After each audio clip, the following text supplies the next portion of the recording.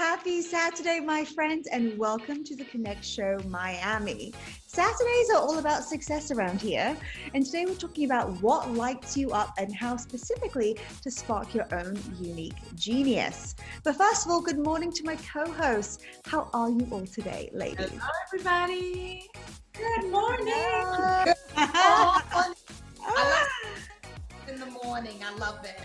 I love it too. Now, spark is typically something that we can maybe describe as passion, right? It's very important to be passionate when it comes to growing a high revenue generating business. So how do you guys find your niche, your spark, your unique edge and passion? Who wants to take it? Me? Go for it. Okay. How do I find one way?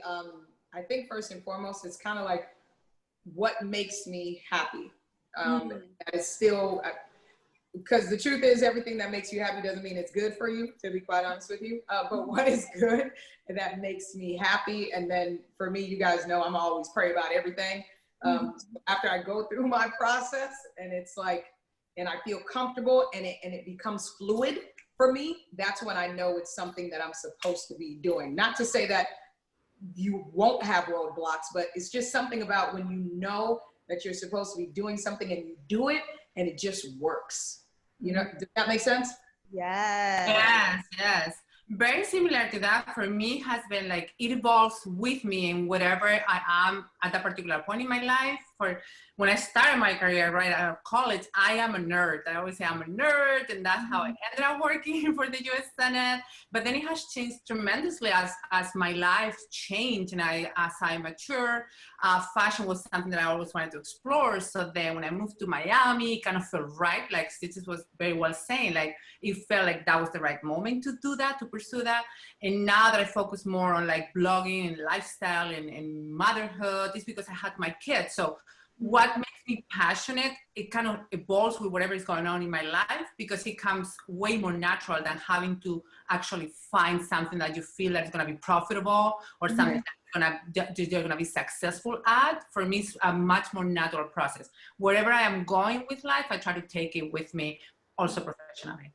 That's good. I love that. I love that. I think for me, it's the same in a sense of like, you know, I love what you said, Sandy, like finding what you like naturally, right? Like instead of like chasing the dollars, being like, all right, what are the things that I actually love doing? And I believe all of us have created careers out of things that we would have done whether we were making money or not, right? And another thing that that helps me a lot to stay focused on myself is to stop following other people that might necessarily be in my niche. I'm really, really cautious of whose content I consume. So I'm not super, super inspired by other people. And that just helps me to follow my own heart. But I'll follow other industries. Like I also, even though I don't work in fashion, I love fashion, I love style, I love clothes. So while I might watch videos like that, I often don't find myself watching fitness or wellness or lifestyle because it's too close to home and I want to just keep my vision my own and very unique. Right. One thing that I think that's really important when it comes to passion is to be unapologetic about really leaning into what you can do, because we can all do a lot of things, but just because we can doesn't mean we should, right? So there are only a few things that you can do really, really well, but a lot of people can't. So focusing on like the 10 or 20% of the work that you do that only you can do. Right. That's like when you're just like time stops, you're flowing, it feels good. This is where the magic is, because I think that a lot of people do the opposite. They're like, well, I can do this and that and this and that. And they're just diluted. They're not kind of deep doing the work that just brings them joy and makes them alive. And we need people who are alive in this world, right? Who come alive with the work that they're doing. So for me, I think being passionate is just really leaning in and not worrying so much about the things that maybe you think you should be doing or doing it all, but really doing what you want to do, because it feels exciting, right? And it makes you happy. Nice. And so much flows from that. Ladies, this came to mind because I heard this, I guess you could say it's a saying, and I'm curious to know how you ladies feel about it. There's this one school of thought to where you do what you have to do. You do everything that's necessary, which makes sense, even if it's something that you hate for however long that you need to do it.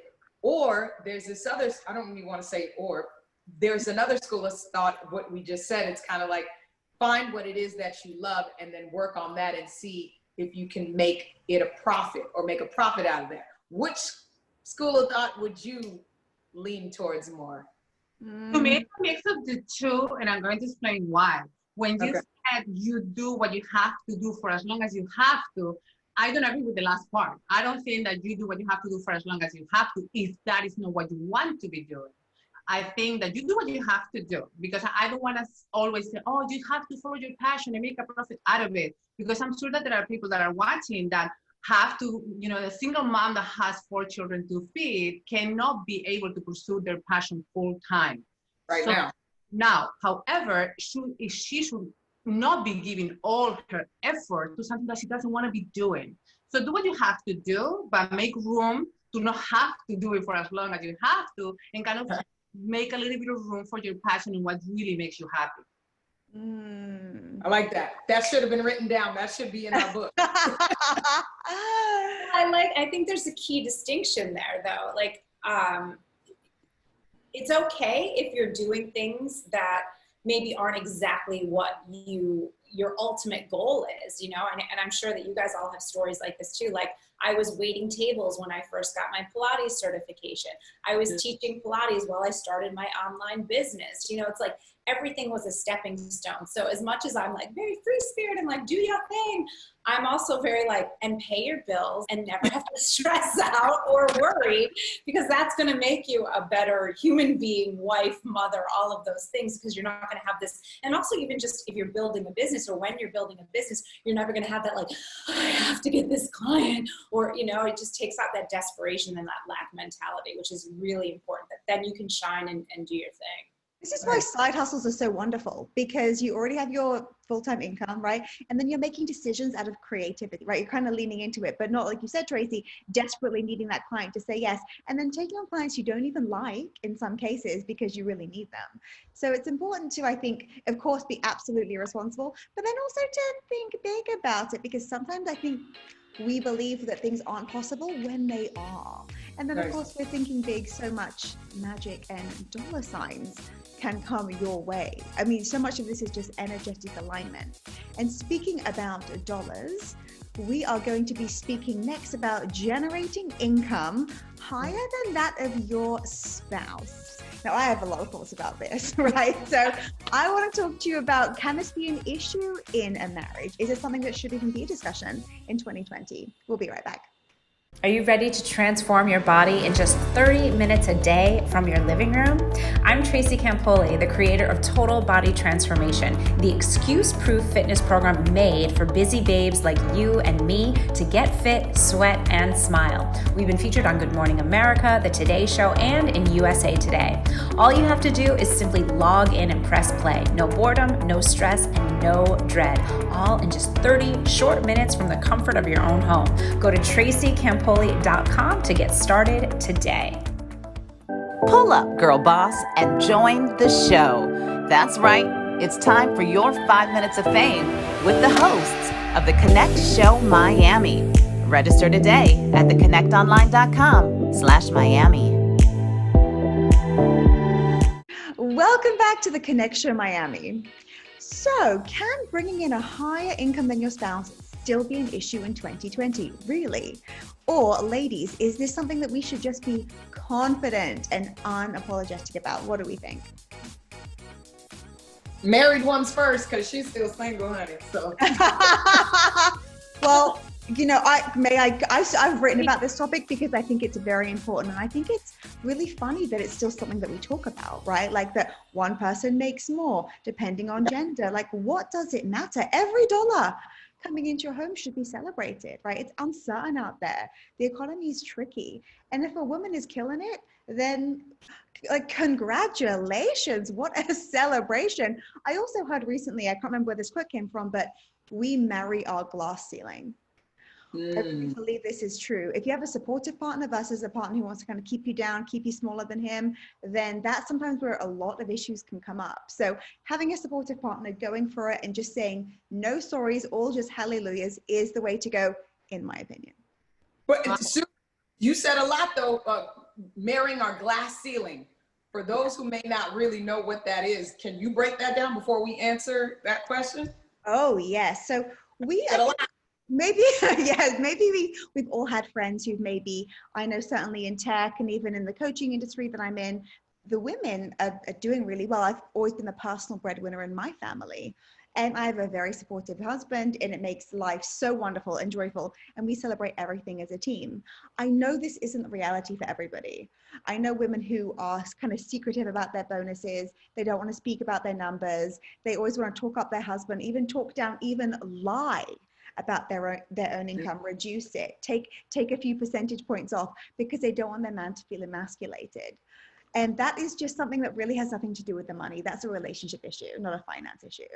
And it's so important for, I mean, if you think about it, you have daughters, right? We have 2 girls here with daughters. Do you want your daughter to dim it, to be like, oh, don't want to upset my husband, don't want that to happen? Heck no. No, never, ever, never, ever. And so when it comes to marrying your glass ceiling, I mean, it can happen. Like, you can be like, I'm going to stop here because this is the comfort level in my marriage.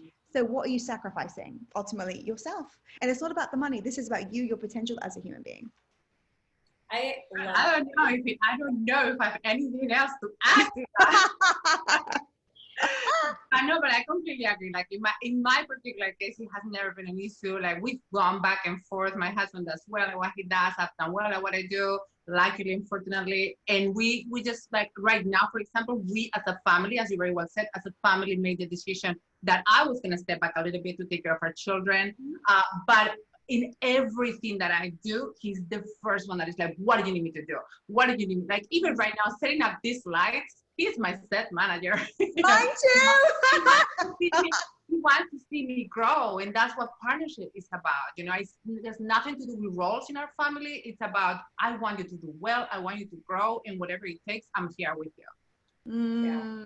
And I will say, luckily, I as well, my husband is super, super supportive. He's like my biggest fan. Like, he just loves everything that I do. He celebrates with me, and we do we don't work together in my business much. I mean, which I kind of like, which is nice just to have some separation for me, just personally. But I will say that there have been situations where I've been in relationships where the partner was very threatened by my success. And it was really weird, because I definitely had moments where it wasn't until later that I realized that was happening, but that was more a reflection of me, of what I was allowing in and attracting a partner that was a little bit less secure with himself, and then therefore was threatened by me, rising and shining and doing my thing. So it's just very interesting. It really is a mirror, right? Yeah. That's very interesting you said that, Tracy, because you reminded me of a particular relationship that I was in where I was always the one sacrificing for the other person's growth, professional growth. Mm-hmm. And the minute I decided that I needed to grow because this is who I am, I like professional growth, like life growth in general, that broke our relationship. That person wasn't ready to see me fly and to see me pursue whatever I wanted to pursue. So I do believe that it still happens quite a bit. May I? So I actually had, funny enough, I had a friend of mine who was in a relationship, and she had, I think she actually did get married. And I do see that a lot, even if you're not married or in a relationship or, heading towards that route. But my particular friend, she had a spouse who was kind of felt threatened by her success. She was doing her business, making money, and notoriety was coming towards her. And she even expressed that she could feel the tension. And it happened for a while, but thankfully the way that they were able to resolve it, that they actually had to have a sit down conversation about it. And it got to a point where he kind of checked himself and saw that, okay, yeah, I think sometimes, and I hear this a lot, we forget that it's the same team. We're not against each other. It's like, I'm for you, you're for me. So if I win, pero you win, pero I win, my money, your money, my money. But remembering that it's a team effort, and they were able to resolve it. So thankfully for that. So I know there might be some people listening or maybe even going through that. I still have some friends that do, but I think it's important. I'll take what she went through. having that conversation and just really understanding what's the goal. And we're in the kind of together, not separate. You win, I win. What do you guys think? Do you think that is like a personal thing if a man feels threatened, or does it come from the outside pressure, being Mr. Mom, being a trophy husband? Do you think that that's a bigger factor? You know, so my husband used to work in finance, and a few years ago, he left his career in finance to work with me because my business was thriving and I needed to hire somebody. And it's wonderful if you want to work with your spouse, because they really care, right? It's yours. It truly is teamwork. Whether you work together or not, it's still teamwork because it's still your family unit. But he thinks he's a genius. He's like, look who I married. I can kind of kick back a little. And I tell him all the time how lucky he is. I'm like, yes, you are a genius. You're a very blessed man. So yeah, let's just enjoy our lives. And there's never even been a conversation about money and who's comfortable and what is. It's just like, let's just make as much as we can and have a good life, you know? And I think that the conversation such as is important because you do feel the tension sometimes. Yeah. And I think just being loving, taking the ego out of it, talking about our money, talking about the team. Ego. It's easier to resolve this, I think, than maybe we think. And it's always better to communicate than to say nothing and to hope it pass, because, I mean, communication always, right? Well, you know what they say? They say running your own business is like the greatest exercise in personal development. And then when you add on relationship in that as well, it's like, what a great opportunity we all have to work through all of our stuff. We don't want to do the deep work. I know, leave us alone, but we can't help it. It's just how it goes. Well, our next guest knows a whole lot about a lot of this stuff. Coming up next, we have MaryKay Millionaire Dacia Wiegandt. She's stopping by to talk about marriage, mumming, and making millions. We'll see you in a moment. Welcome to the Connect Network, where we bring you girl bosses month after month after month at our masterminds. If you are ready to expand your circle, join the Connect Network's membership today. Welcome to the Connection Miami, Dacia. We're so excited to have you with us right now. We're speaking about success, marriage, being a boss this morning. You certainly seem to do it all so well. What are some systems that you have in place to make sure you keep everything just ticking along day to day? Oh my goodness. Well, I definitely don't have it perfect. I'm still learning and growing, but it definitely has built up over time. I think the biggest thing is, you know, when someone sees my life online, it might look perfect. We all know that none of our lives are perfect. One of my biggest things is I buy my balance. I buy my balance. And so I have always delegated a lot. So even before children, I've always had a personal assistant, a virtual assistant, a housekeeper. Even when my kids were born, I had a nanny come into the home from day one. And so I think a lot of times as women, we're like, we want to do it all. Like, we want to clean the house, be a girl boss, be the best wife, be there with our girlfriends. And we're like running ourselves ragged. And my whole thinking is, I know I'm not Superwoman. I can't do it. Like, I'm amazing with God helping me, of course, but like, I just can't. So I started working in my strength. And so what is your strength? You need to ask yourself, what is your strength? Okay. And so my strength is people. My strength is people. My strength is encouraging people, is being in front of people. And so, you know, you need to ask yourself, like, what is the perfect life? Like, how do you want to spend your life? This is your one life, right? Mm-hmm. And so I'm like, I want to have this great marriage with my husband. So first of all, I've got to implement a date night. So we've always had like Saturday night is our date night. Mm-hmm. And so I'm like, I want to have this great marriage with my husband. So first of all, I've got to implement a date night. So we've always had like Saturday night is our date night. Yeah. Lately, it's kind of moved. I don't think it matters. It could be Wednesday at lunch. It could be just, you know, when he comes home, you get some cheese and some wine or some sparkling water outside and having like a checkpoint, you know, just for 15, 30 minutes just to ask him how our day was. I don't think it needs to be perfect, but like, so that's been important to me. And then the other thing is the kids, you know, I mean, maybe you feel differently about drop off and pick up, but like, I really want to drop my kids off and I really want to pick them up.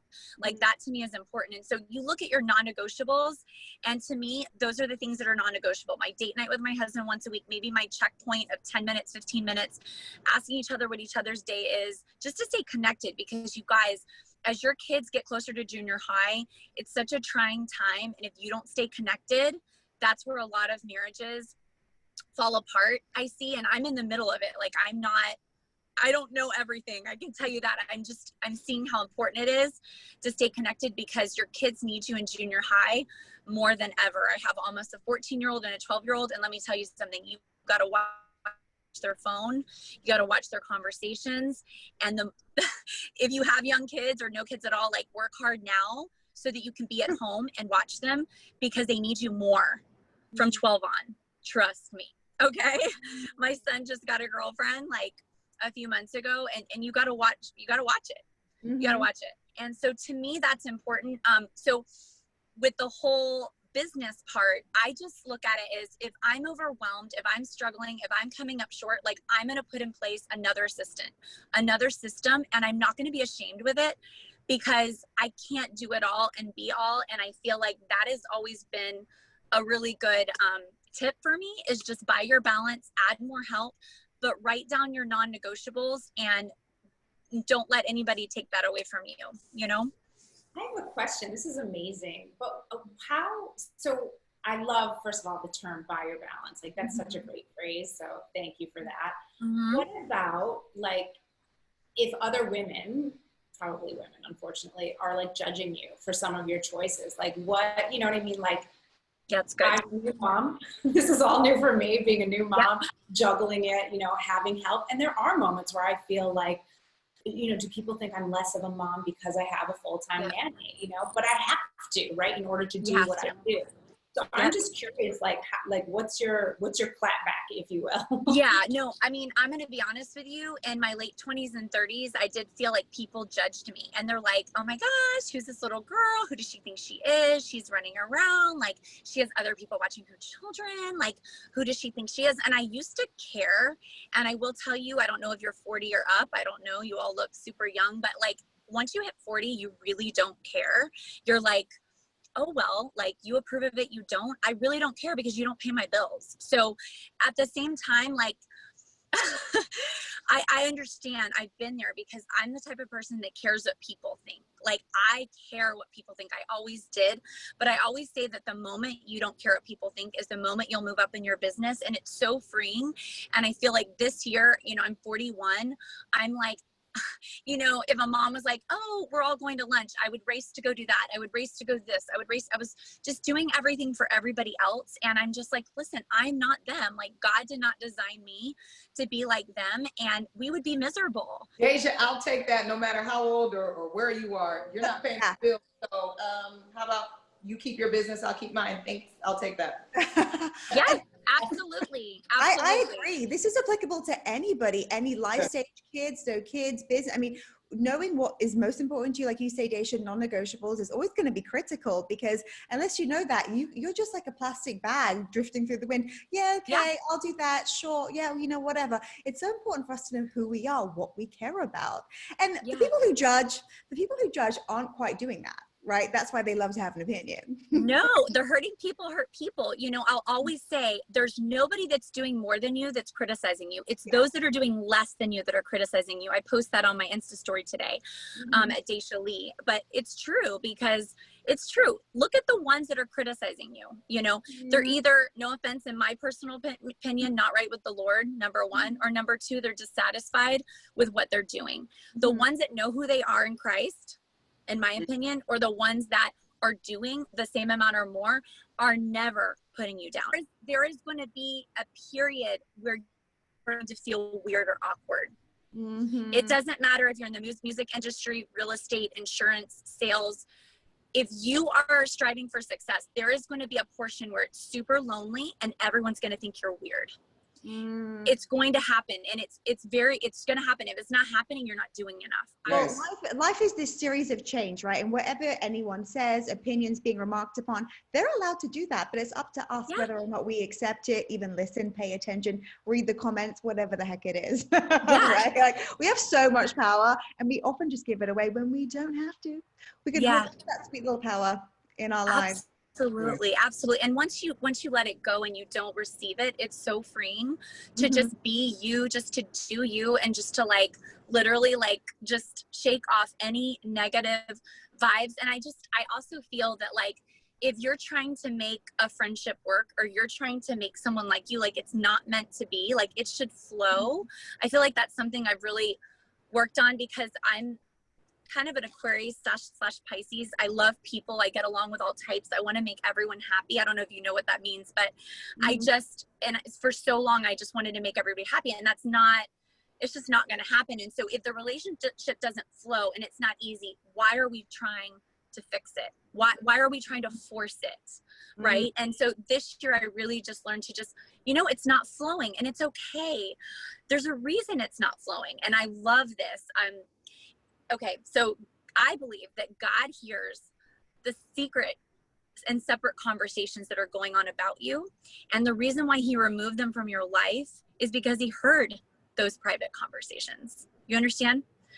So I started looking at things differently, that I'm not hanging out with a person, or we know as women, our gut, it doesn't feel comfortable. Yes. We know that they're talking about behind our back, and God hears those conversations. And I believe he removes those people because they're toxic. They're not right for you. And that's okay.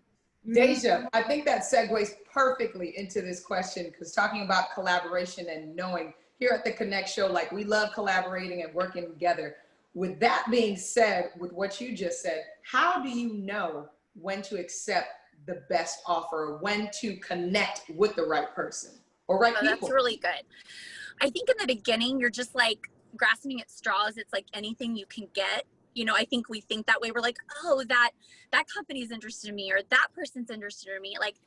But I feel like lately I'm like, if I don't align with their brand, or if it doesn't fit me and it doesn't, fit my beliefs, like I don't have to say yes to it. For example, this is a faith-based shirt that a company sent me because they know that I'm a believer. So yeah, I'm going to support them and I'm going to promote them, right? Because I believe in what their company stands for. So I think it's okay to say no to things that don't align with you. Like I had 2 or 3 brands send me stuff and I didn't like the stuff and I didn't believe in it.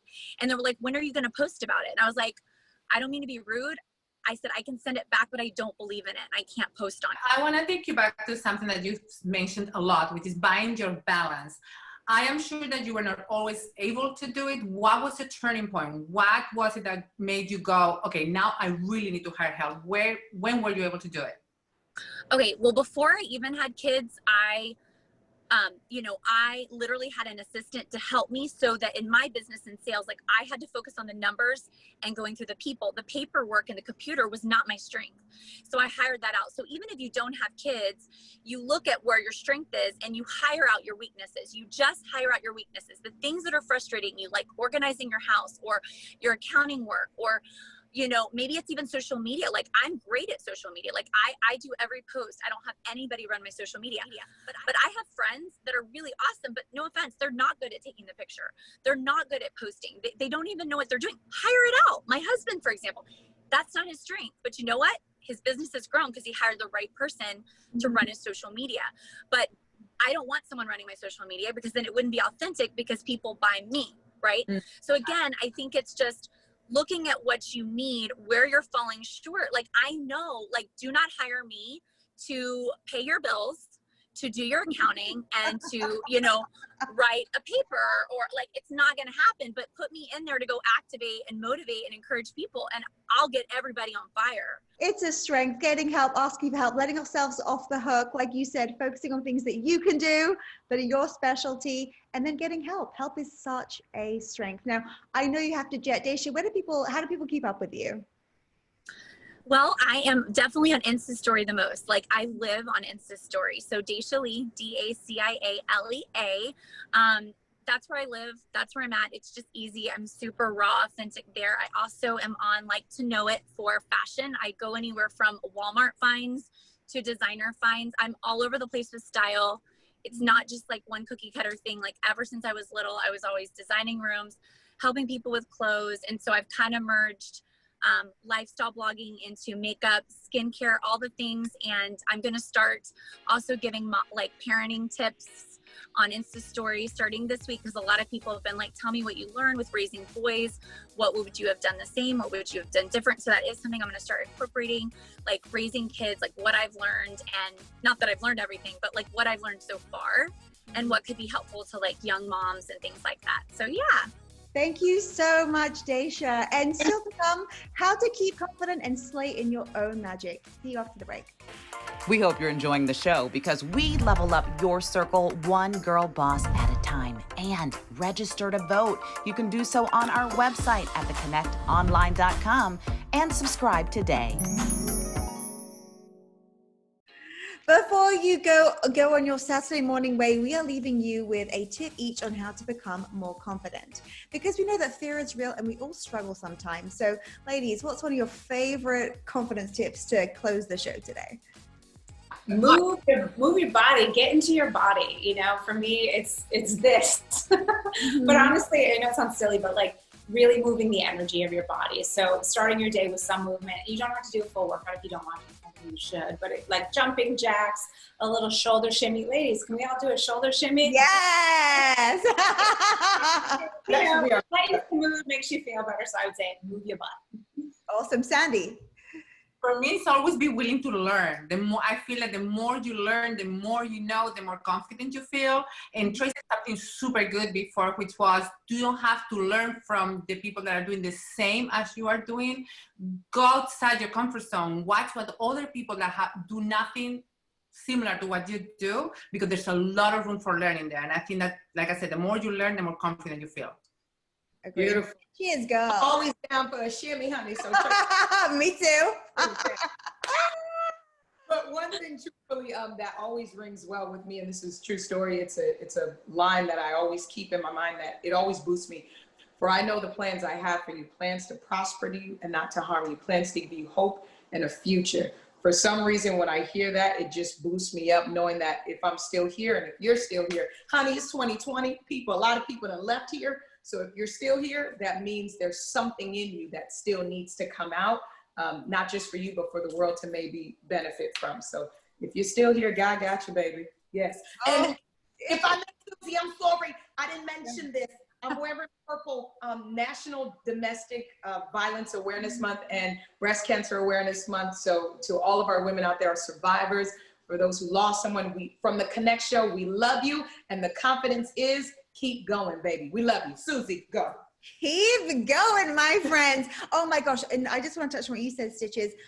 My favorite confidence tip is always to be consuming inspirational material. The Bible, scripture, books, podcasts, shows like this, whatever it is, what you put into your own mind is up to you. And make sure that it's really balanced. The scales are really in favor of positive, uplifting. Yes, everything is available to you content. I love it. And thank you to Dacia so much for coming by. You saw she was in her car. She was multitasking, getting her kids on in her car. So again, Dacia, we thank you. That's how we do it. That's how we girl bosses do it. So if you are enjoying this show and enjoying this conversation and you want more, then please do join our membership at theconnectonline.com. See you next week on The Connect Show Miami. We got a shimmy. Shimmy out.